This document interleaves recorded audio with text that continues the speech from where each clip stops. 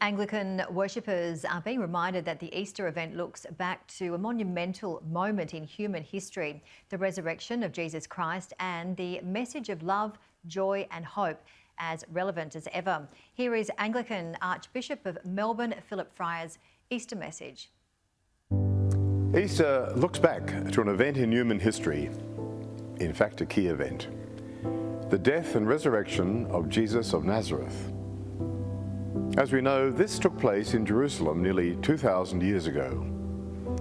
If it were not indeed historical, then Christian faith would be futile, as St. Paul tells us. But the evidence for it is profound, now and then, if we only look.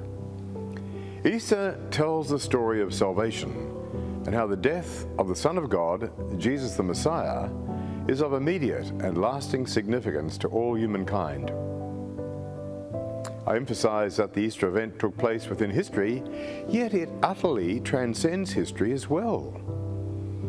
From that time since, people are called to live in the reality of the resurrection as meaningful for them in their time, as well as for their eternal future. Those who love Jesus live in both the now and the not yet.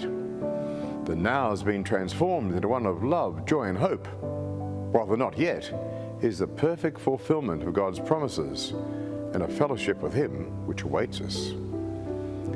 That is why the Easter message is as relevant today as ever. As St. Augustine put it so beautifully 1,600 years ago, "You have made us for yourself, O Lord, and our hearts are restless until they find their rest in you." Easter proclaims the living and glorious reality of God's decisive act of salvation to us today, to each of us in our generation and in our own context. Christ is risen. He is risen indeed. Alleluia. Have a blessed and holy Easter.